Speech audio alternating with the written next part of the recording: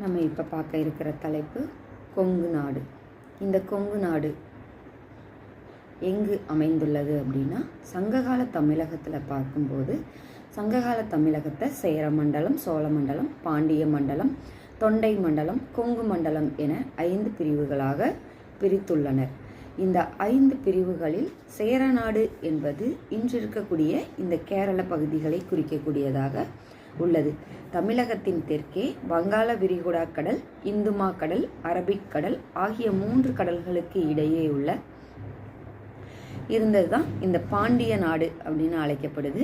இந்த பாண்டிய நாட்டுக்கு வடக்கே வங்காள விரிகுடாவை ஒட்டி இருந்தது இன்றைய சோழ நாடு என்று அழைக்கப்படுகிறது. சோழ நாட்டுக்கு வடக்கே வடபெண்ணை ஆறு, வங்காள விரிகுடாவை அடுத்து இருந்தது தொண்டை நாடு என்று அழைக்கப்படுகிறது. மேலும் கடற்கரை இல்லாத உள்நாடாக பழமலைக்கு வடக்கே பரவி இருந்தது கொங்கு நாடாகும்.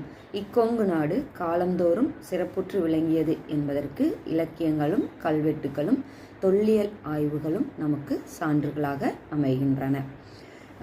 மேலும் இந்த கொங்கு மண்டலம் எது என்பதை இன்றைய மாவட்ட பிரிவுகளின் அடிப்படையில் கூற வேண்டுமாயின், அன்றைய சேலம், தருமபுரி, ஈரோடு, நாமக்கல், கோவை, கரூர், திண்டுக்கல் மாவட்டங்களை சேர்ந்து அமைந்த பகுதியே கொங்கு நாடு என்று அழைக்கப்பட்டுள்ளது. இந்த கொங்கு நாடு என்பது இன்று ஒரு குறிப்பிட்ட எல்லைக்கு உட்பட்டதாக இருந்தாலும் சங்ககால தமிழகத்தை ஒட்டி பார்க்கும்போது மிகப்பெரிய நிலப்பரப்புகளை தன்னகத்தை கொண்டுள்ளது என்பதை அறிந்து கொள்வதற்கு நமக்கு இலக்கிய ஆய்வுகள் பெருந்துணை புரிகின்றன. இந்த கொங்கு நாடு என்றவுடனே நமக்கு நினைவுக்கு வருவது பேச்சு, இனிமையான தமிழ் சொல்லை உச்சரித்து பேசும் அழகிய பேச்சு. மேலும் அங்கு இருக்கக்கூடிய மலைகளும் நீர்வளங்களும் நமக்கு அம்மாநிலத்தின் சிறப்புகளை எடுத்து காட்டக்கூடியதாக விளங்குகின்றன. மேலும் தொழில் நகரம் என்றும் இந்த கொங்கு நாடு இன்று சிறப்புற அழைக்கப்பட்டு வந்துள்ளது. அது குறித்த விரிவான செய்திகளை இனி வரும் பகுதிகளில் நாம் தெளிவாக காணலாம்.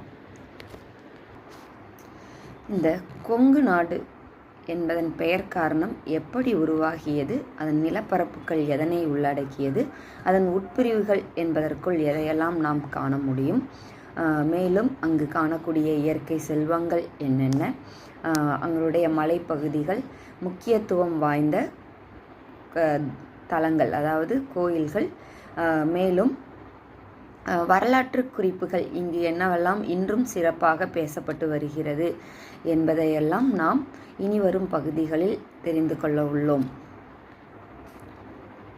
இன்று கோயம்புத்தூர் என்று அழைக்கப்படும் இந்த மாவட்டமே இன்றைய கொங்கு வட்டாரம் என்று சிறப்பித்து பேசப்படுகிறது.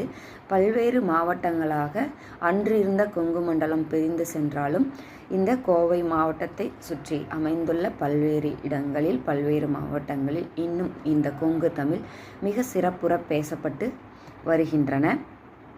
மேலும் இந்த கோவை மாவட்டத்தினுடைய இன்னும் சிறப்பு என்ன என்று பார்த்தோம்னா, இங்கு இருக்கக்கூடிய நீர்நிலைகள், அந்த நீர்நிலைகளில் இருக்கக்கூடிய அந்த நீரினுடைய தன்மை என்ன, அது எப்படி சுவை மிகுந்ததாக உள்ளது என்பதும், இங்கு இருக்கக்கூடிய அந்த இயற்கை சார்ந்த தகவமைப்பு என்பது எப்படி ஒரு அழகுற காட்சிப்படுத்தப்பட்டுள்ளது என்பதையும், மேலும் அந்த காட்சிகள் நாம் கண்ணுக்கு இதமாக இருப்பதை விட எப்படி மனிதன், கொங்கு வட்டாரம் சார்ந்த மக்கள் ஒரு இயற்கையோடு ஒன்றிணைந்த வாழ்வை மேற்கொண்டு இருந்திருக்கின்றனர் என்பதை நாம் இந்த கொங்கு நாடு என்னும் பகுதியில் மேலும் மேலும் காண உள்ளோம்.